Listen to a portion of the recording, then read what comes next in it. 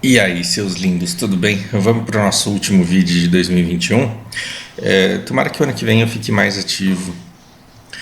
E eu tenho tanta coisa para falar, eu fiquei pensando no que fazer nesse vídeo, sobre que assunto tratar. São tantas coisas que eu tenho vontade de fazer e que eu acabo nunca fazendo.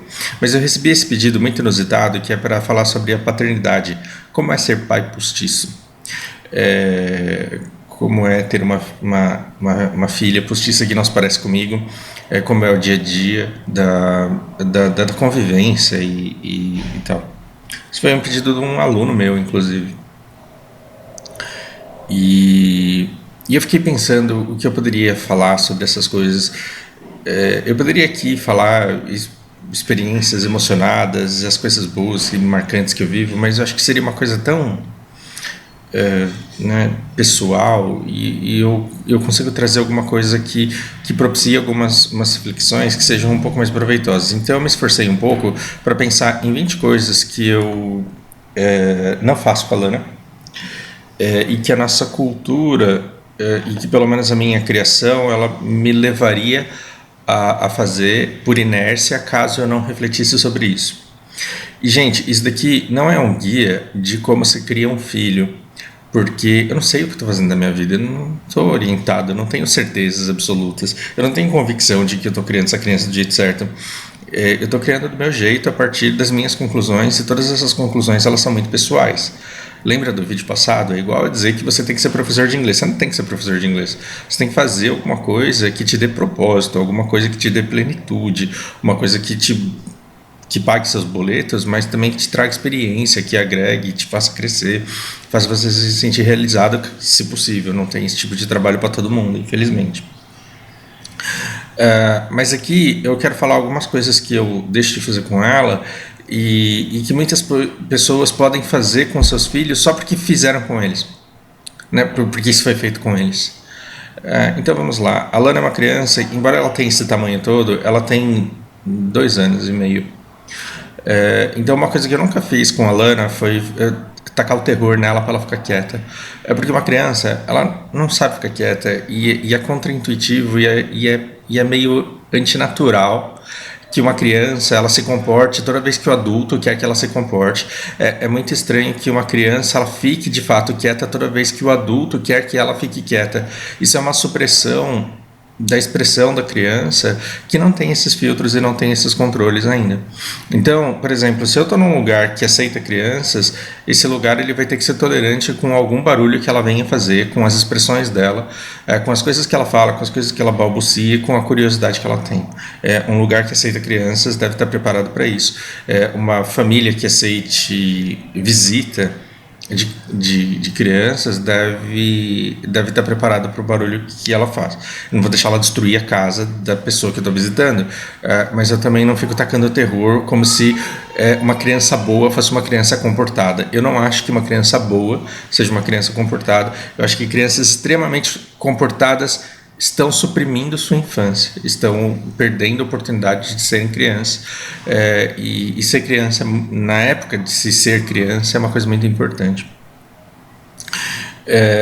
Uma coisa que eu não proíbo que ela faça é de mexer em alguma coisa que possa ser educativo. Então eu vou explicar esse segundo ponto aqui. Eu não deixo. Então imagina assim, a Lana ela foi lá e conseguiu pegar um rolo de papel higiênico e ela começou a desenrolar esse papel higiênico.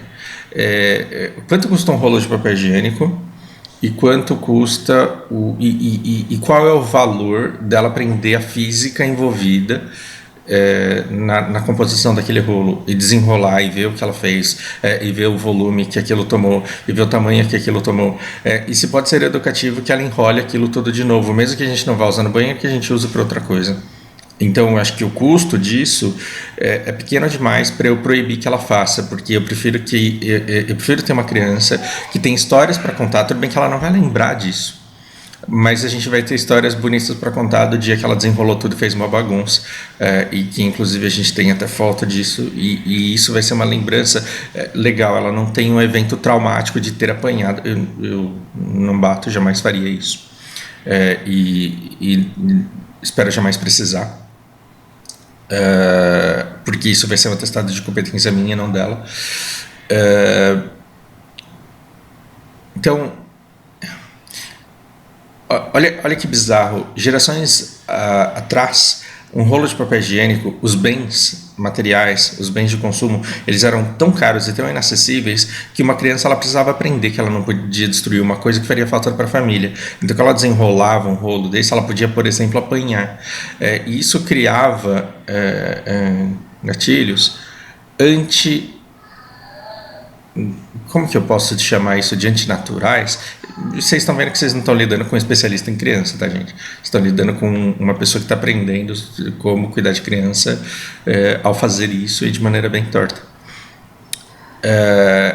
Se eu bato, se eu causo um trauma numa criança, porque ela desenrolou um rolo de papel, eu vou fazer com que ela tenha medo da própria curiosidade, medo da própria criatividade e medo da capacidade que ela tem de explorar o mundo.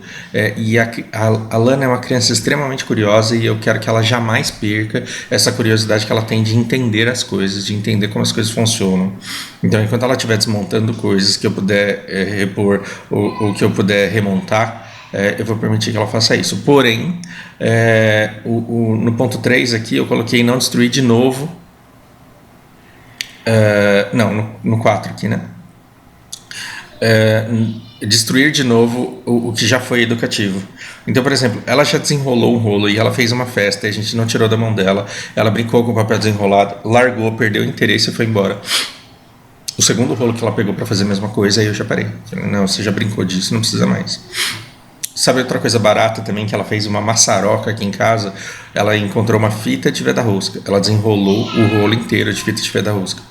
E foi tão... E assim, foi mais triste do que o papel higiênico, porque aí a fita de veda-rosca desenrolada não dá pra você usar e guardar pra querer usar um dia na vida. Então, quando ela pegou esse rolo de novo, aí eu já impedi. Não, você não vai desenrolar isso, porque você já brincou disso uma vez, você já sabe como isso funciona, você vai tentar destruir alguma outra coisa que seja educativa, e aí você tem que saber aquilo que é educativo e aquilo que você pode brincar recorrentemente. Uma coisa que eu não faço com a Lana é obrigar ela a comer tudo. Uma coisa que fizeram comigo. E esse negócio de obrigar a comer tudo é complicado, porque o adulto ele não sabe o tamanho do estômago da criança, e ele faz com que a criança ela perca um filtro muito importante dela, que é a sensação de saciedade. Novamente, não sou especialista, vai conversar com o médico e com o nutricionista para ver como que você vai criar o seu filho. Eu não consigo colocar comida num prato que eu julgo que seja o que ela precisa comer e ficar obrigando ela a comer tudo que tem ali. Por quê? Porque ela pode não estar mais com fome, e ela pode associar o comer tudo com me deixar feliz, o comer tudo com realizar o seu trabalho, o comer tudo com fazer a sua obrigação, o comer tudo com fazer o que tem que ser feito. E se ela coloca na cabeça que a vida, para deixar os adultos felizes, que a vida é sobre comer tudo, que esse é o único dever que ela tem, essa criança ela pode se tornar uma compulsiva por comida, ou pelo menos não dar atenção aos filtros de saciedade, como eu, por exemplo, não dou. Quando eu vou numa churrascaria, eu saio passando mal. Por quê? Porque eu não tenho esse filtro de já comer o suficiente e eu quero parar. A mesma coisa para beber tudo.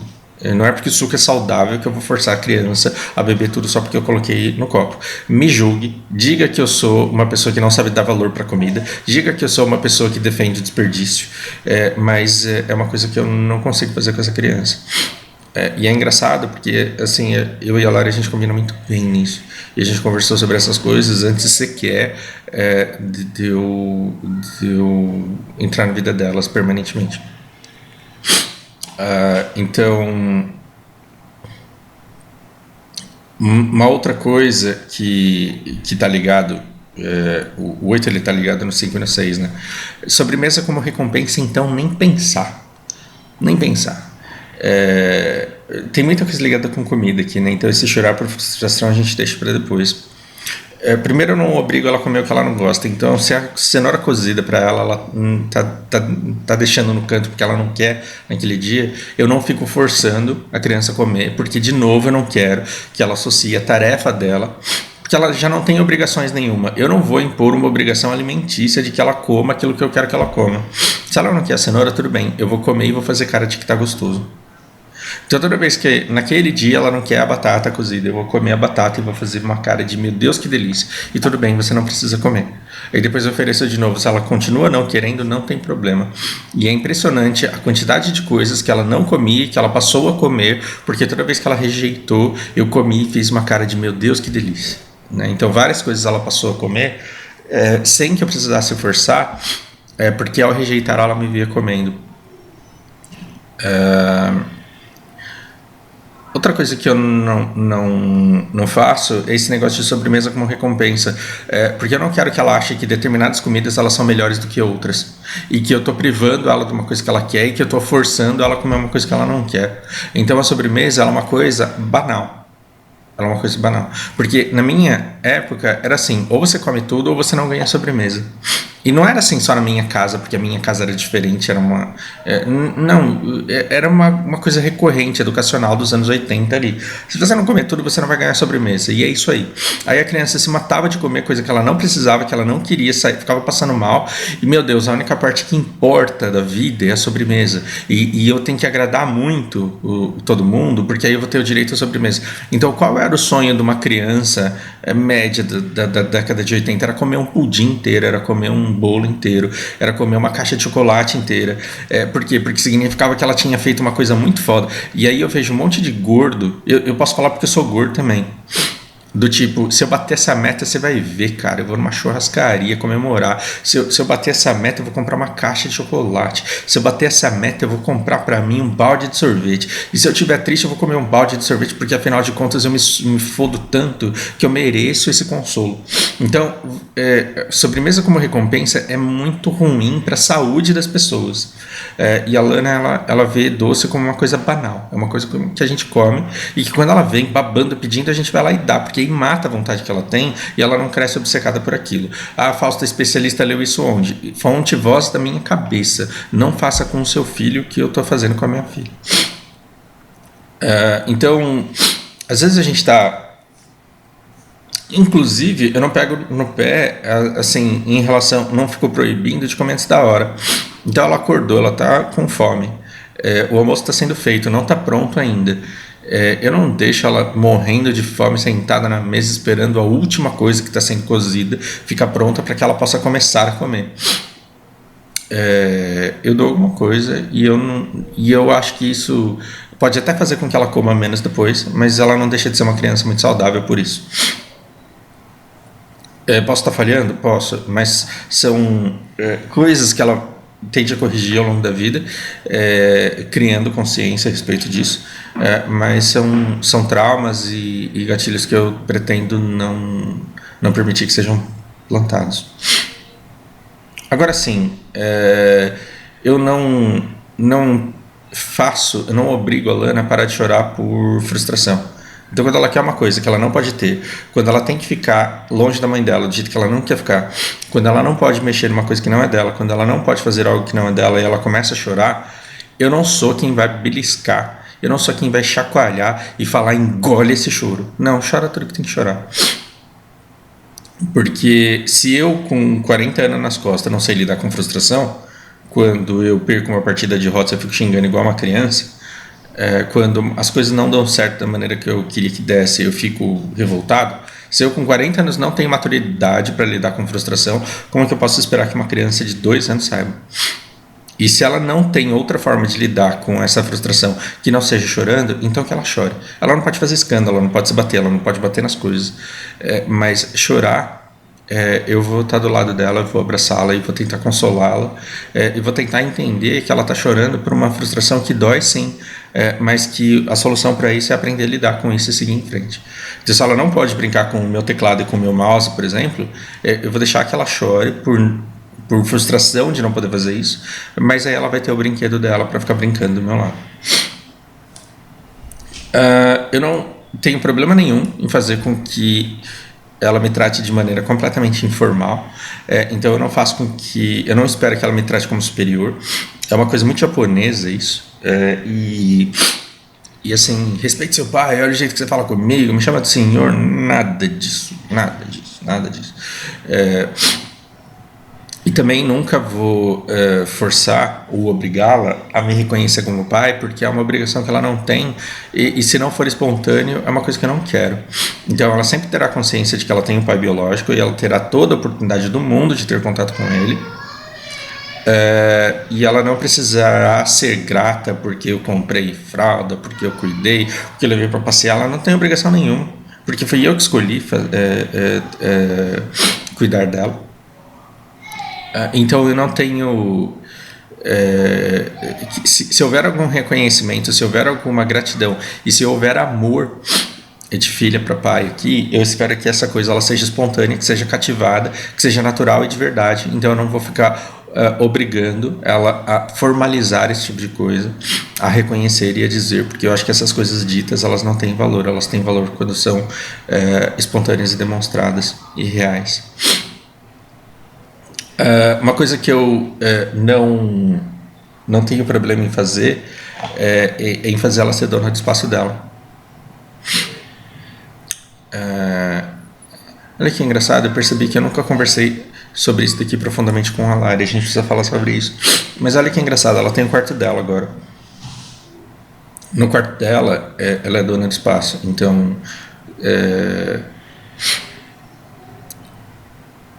com uma criança com uma criança que não fala, é muito difícil eu dizer como que isso acontece, porque a Lana não fala ainda.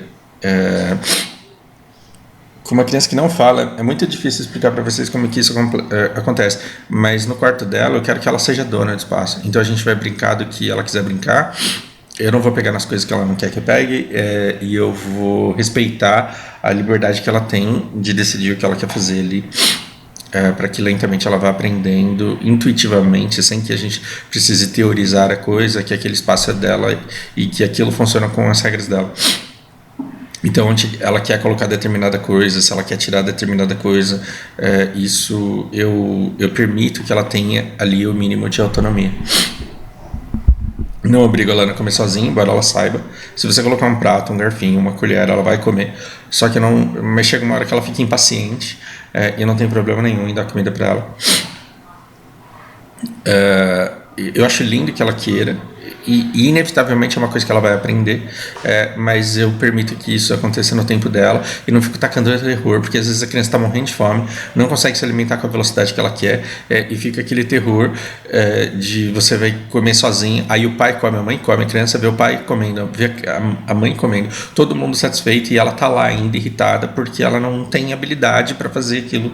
Agora ela tem muito mais habilidade do que ela já tinha, então ela come muito rápido, mas no começo, quando eu via que ela tinha mais fome do que vontade de aprender a comer sozinho, não tinha problema nenhum em dar tudo na boca dela, porque isso não cria uma dependência eterna. Me diz aí se o fato de você conseguir comer sozinho hoje é fruto do terror que tacaram quando você tinha 1 ano, que você tinha que se virar para comer sozinho. Então, tem determinadas coisas que, se você não prestar atenção, você faz só porque seu pai, sua mãe fazer, sua avó fazer, sua bisavó fazer, e porque você vê todo mundo fazendo. Não, você tem que deixar porque é para aprender. Aí você tem que deixar porque é para aprender, a criança sofre. O que ela carrega? O aprendizado? Não, o sofrimento.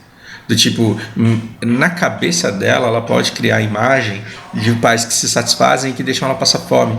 Isso pode ser visto como desamor. Isso pode criar coisas que só vão ser descobertas depois de anos de terapia. Fausto, você é terapeuta? Você é psicólogo? Não, eu estou falando aqui de fontes, voz da minha cabeça. Consulte um profissional e siga aquilo que você julga correto. Não vai seguir a minha lista, pelo amor de Deus. Pelo amor de Deus. Mas eu também nunca obriguei a Lana a ficar bem sozinha.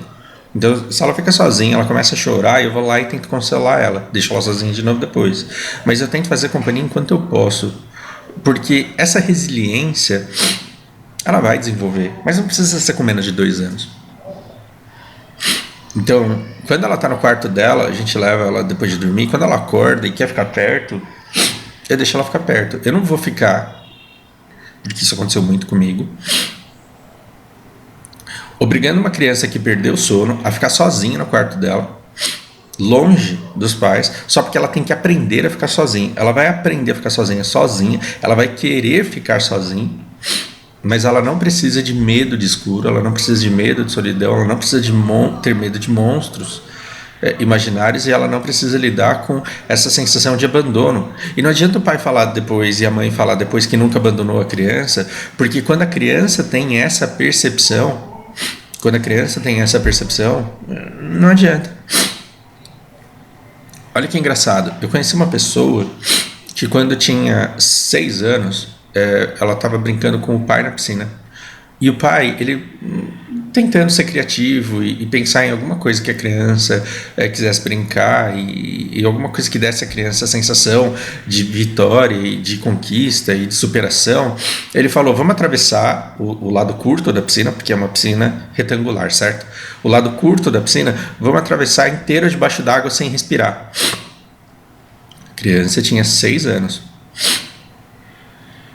Prende o fôlego aí. E aí vai, bate perna. E o pai, ele ficou segurando a cabeça da criança para baixo d'água, da menina para baixo d'água. E fazendo ela bater perna e fazendo ela nadar para chegar do outro lado. A menina entrou em desespero, porque ela não conseguia. Ela não achava que ela conseguiria. E era uma meta do pai dela, não era uma meta dela. Ela não via graça naquilo. E ela cresceu achando que o pai tinha tentado assassiná-la. Isso aconteceu aos 6 anos. Eu conheci essa menina com 17. Ela perdeu esse trauma aos 19. E aos 19 ela conseguiu conversar com o pai dela, sem ódio, sem mágoa, sem ressentimento. E o pai dela jamais suspeitou e jamais imaginou que isso aconteceu. E o amor dele por ela era verdadeiro? Sim. Alguma vez ele quis matá-lo? Jamais. Mas isso poupou a criança de uma infância trágica e cheia de medo, de ressentimento, com uma série de complexos que levaram ela a ter um monte de problemas que vieram a ser resolvidos depois. Ela fez psicologia, inclusive, depois que ela cresceu. Não impediu. Então, eu acho que estando sempre presente, estando sempre por perto, podendo cuidar sempre, mostrando essa disponibilidade, eu não crio independência, aliás, eu não crio dependência, eu não crio fraqueza, eu só dou o mínimo de estabilidade emocional. Não me emocionei não, eu fui tentar conter um espirro e foi desastroso. Eu dou a ela o mínimo de estabilidade emocional para ela aprender a lidar com a vida dela. Porque problemas reais, problemas de verdade em relacionamento, problemas de falta de amor, e falta de consideração por colega, por chefe, por empresa, isso daí ela vai ter que aprender.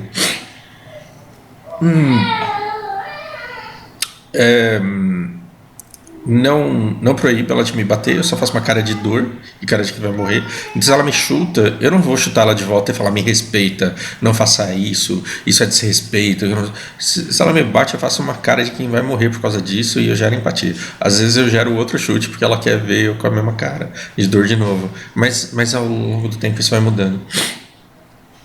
Ela não tem obrigação nenhuma de corresponder às minhas expectativas de alegria. Então, se ela ganha um brinquedo e não acha graça, eu não vou ficar forçando uma criança a achar graça num brinquedo que ela não achou, porque essas expectativas são minhas e não é obrigação dela. Ela não vai realizar as minhas frustrações, então ela não vai. Uma das grandes frustrações da minha vida é que eu tive que parar de fazer karatê, porque eu precisei seguir o meu caminho trabalhando muito para não morrer de fome. Outra coisa que eu queria também era tocar piano e nunca tive a estabilidade para poder comparecer às aulas. Depois dos meus 16 anos eu comecei a mudar de endereço e de país numa frequência tão frenética que eu jamais tinha 6 anos para ficar estudando alguma coisa. Então eu vou obrigar essa menina a ser faixa preta de karatê e a tocar piano? Não, ela vai tocar se ela quiser, porque ela não está aqui para realizar as minhas frustrações, ela não está aqui para dar certo naquilo que eu dei errado. Eu não acho que ela tenha que sofrer para aprender algo. Eu sou professor e sou prova de que ela não precisa sofrer para aprender alguma coisa.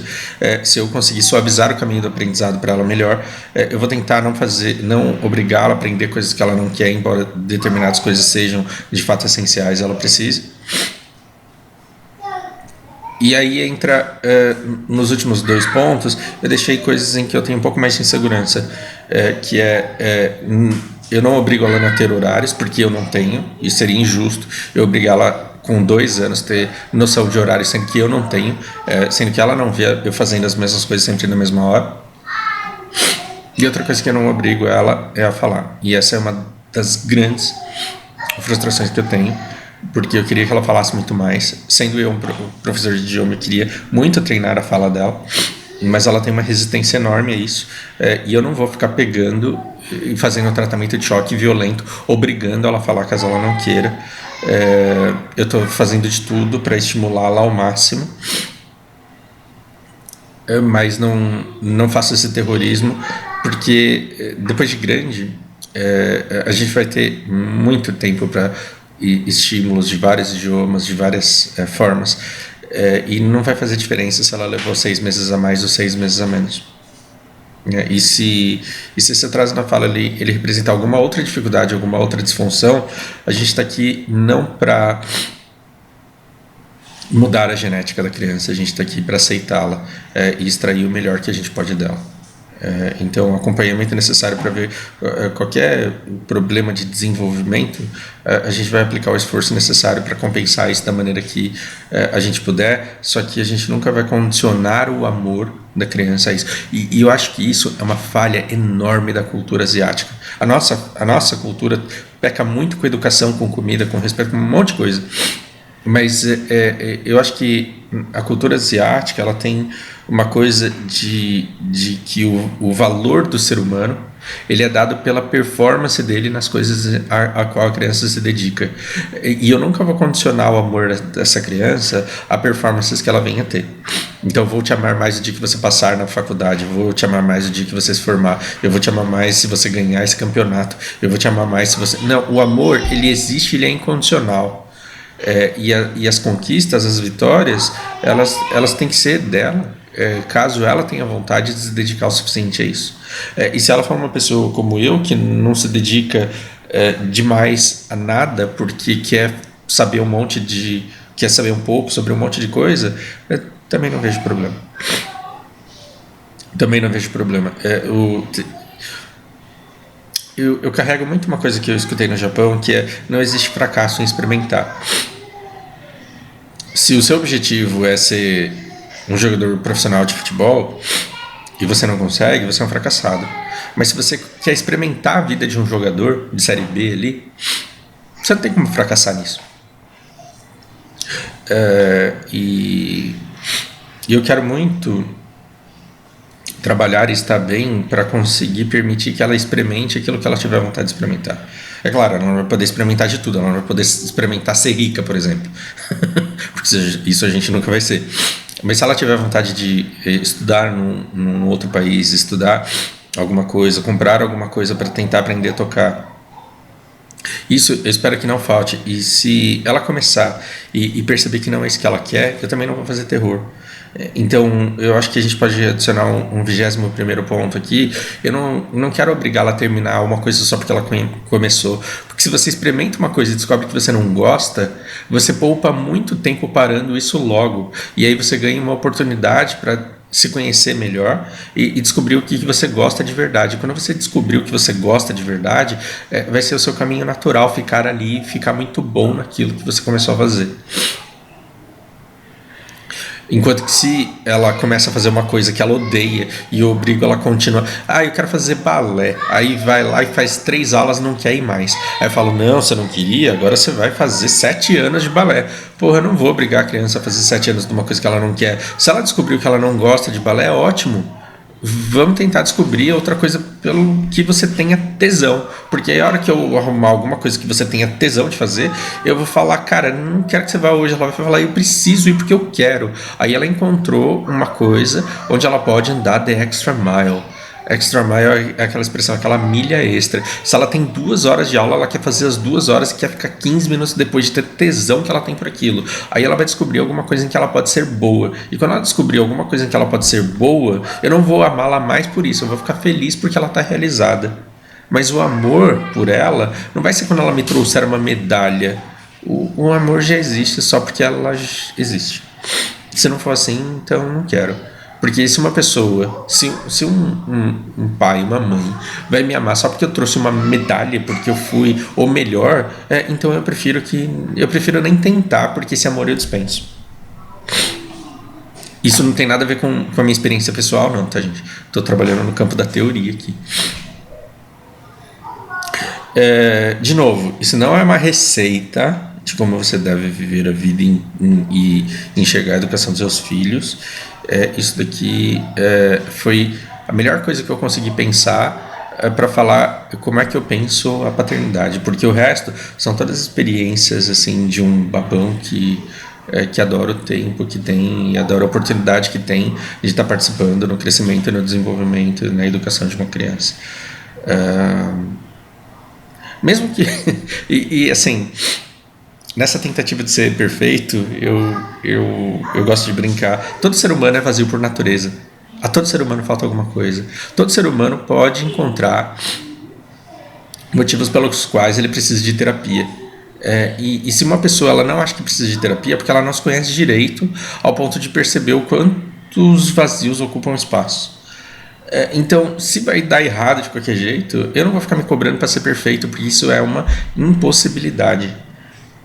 Então, a gente está aqui para ir resolvendo os problemas à medida que eles forem aparecendo, e à medida que eles forem aparecendo, a gente quer estar sempre junto, porque afinal de contas, família é para isso, família é para a gente ir sobrevivendo a esse mundo em que a gente vive com mais amor, com mais apoio, com mais base. Tendo isso tudo, tá bom.